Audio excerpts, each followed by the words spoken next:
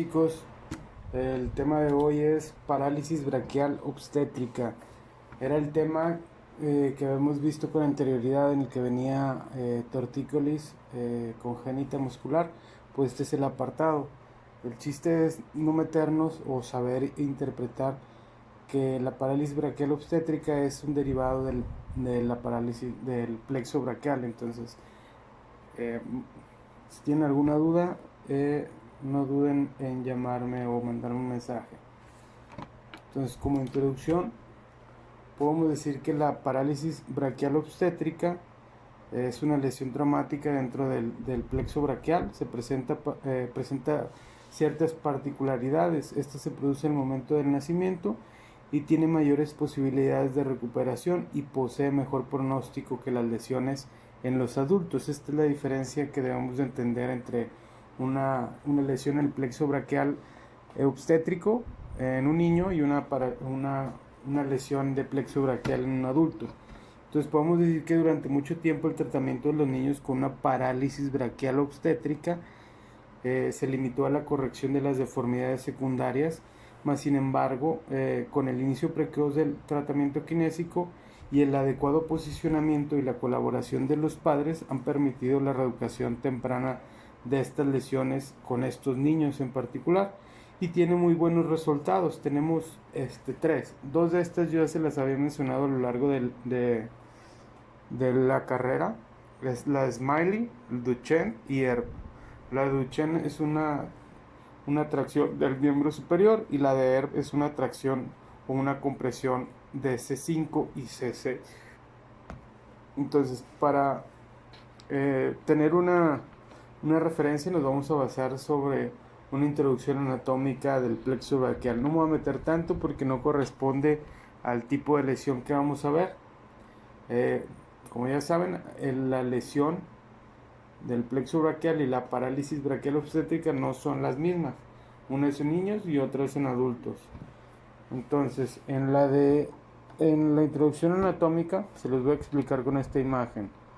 De las astas posteriores y anteriores de la médula espinal salen fibras nerviosas que constituyen la raíz posterior y la raíz anterior respectivamente. Las fibras, ambas,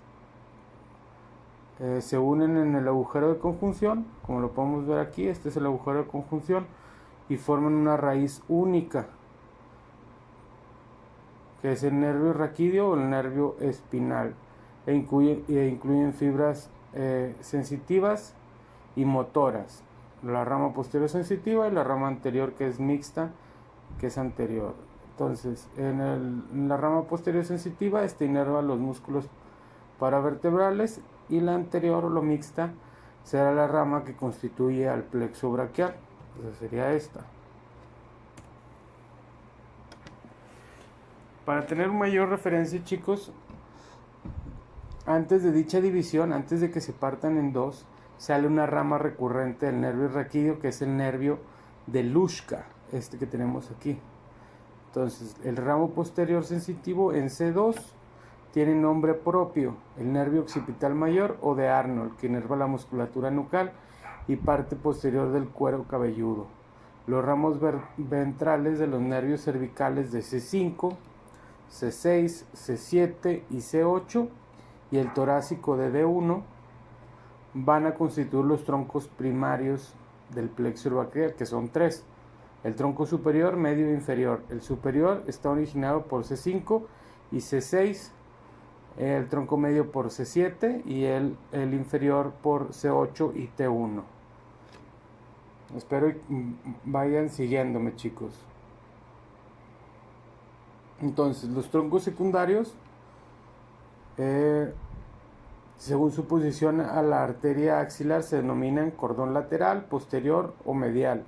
Estos tres cordones se dividen en dos ramas y se obtienen 5 nervios terminales: el nervio mediano, el cubital, el músculo cutáneo, el radial y el nervio circunflejo o axial. Entonces, como definición de la parálisis braquial obstétrica, se refiere a una complicación que ocurrió durante el parto. Su nombre se debe a que es una pérdida total o parcial de la capacidad del movimiento del miembro superior que fue ocurrido por un traumatismo directo sobre el plexo braquial durante el mecanismo del parto. Esto ya se los había explicado a grandes rasgos en un dibujo que hice, no sé si se acuerdan, donde al existir las partes de las raíces nerviosas que forman el plexo, como lo acababa de mencionar en la presentación pasada, que son los encargados de inervar los músculos que permiten el movimiento, estos dejan de funcionar y de transmitir los impulsos. Entonces, debemos de entender que en los casos de los fetos macrosómicos con un peso superior a los 4000 gramos y que vienen con una presentación cefálica, como aquí, y que el bebé está en riesgo por falta de oxígeno y tiene que nacer en ese instante, y en los casos que vienen con presentación de nalgas. La epidemiología nos dice que la incidencia tiende a disminuir en los últimos años, sobre todo por el empleo de mejores prácticas obstétricas. En la presentación, la pelviana tiene 5 veces más riesgos de parálisis braquial obstétrica, es rara en niños que nacen sin ayuda artificial. En el plexo superior, de C5 a C6 son más comunes, con una frecuencia del 46% y tienen una recuperación de un 90%. En afectaciones de la raíz de C7 en un 29%, y en la parálisis de tipo plexo medio y superior, que viene afectando a C5, C6 y C7. Cuando hablamos de un parto de nalgas, donde tiende a existir un 81% de lesiones preganglionares de C5 y C6 debido al diferente mecanismo del parto, y del 0.5 al 3% de los niños nacidos lo presentan. Del 18 al 20 presentan una parálisis braquial completa, y menos del 2% una parálisis inferior. Si nos basamos en la etiología, lo habitual es que se asocie a partos cefálicos dificultosos en los que existe una tracción y o una compresión del plexo braquial durante las maniobras de liberación del hombro anterior. No sé si la alcanzan a ver aquí en la imagen. Y también se le describe en cesáreas y en partos de nalgas por el tipo de movimiento que se realice. La sintomatología, chicos, todo depende del grado de lesión, ya que es variable.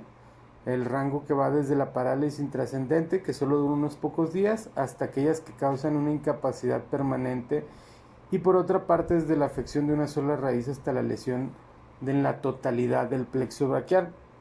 En la parálisis del tipo superior están paralizados los deltoides, el supraespinoso, el redondo menor, el bíceps braquial, el coracobraquial, el supinador largo y corto, y también poco después del nacimiento el miembro afectado pende al costado del cuerpo en forma de péndulo, hay ausencia del reflejo del moro, hay incapacidad de aducir el brazo, el antebrazo está en pronación y el codo en extensión con ligera flexión. Si nos basamos en 3 tipos de parálisis, que puede ser tipo inferior, tipo medio y tipo total, en la parálisis de tipo inferior, esta es una infrecuente lesión en la que inicialmente existe parálisis de todo el miembro superior, seguida de una rápida recuperación, quedando paralizados los músculos inervados por C8 y T1, que son los flexores del carpo, los flexores largos de los dedos, los intrínsecos de la mano. Hay atrofia de la eminencia tenar e hipotenar, y hay ausencia temprana del reflejo de prensión. En la parálisis de tipo medio es una lesión extremadamente rara, en la que se produce de una lesión aislada de C7 y se paralizan los músculos inervados por C8. En la parálisis de tipo total, la parálisis sensitiva motora es de toda la extremidad y es producto de una lesión total del plexo braquial. El miembro, como ya lo había dicho anteriormente, está completamente en péndulo y es insensible. Si hablamos de su fisiopatología, podemos decir que es similar a la de otras compresiones crónicas continuas o intermitentes de los nervios, y depende del tamaño y localización tanto de las fibras nerviosas involucradas como de las estructuras del tronco nervioso que las contiene. Por ello, diferentes nervios tienen distinta susceptibilidad a la compresión. En este sentido, chicos, las fibras gruesas tienen mayor susceptibilidad a la compresión y a la isquemia que las fibras finas o las amielínicas. Además, chicos, aquellos se suelen disponer de manera periférica en el tronco, refiriéndonos a los nervios, mientras que las finas suelen ser más centrales. Por lo tanto, no todas las fibras tienen una misma cantidad de epineuro, por lo que aquellas con mayor cantidad de epineuro son más resistentes a la compresión. Entonces nos vamos a quedar hasta aquí, chicos, hasta fisiopatología, y en la siguiente clase ya voy a terminar de explicar el tema.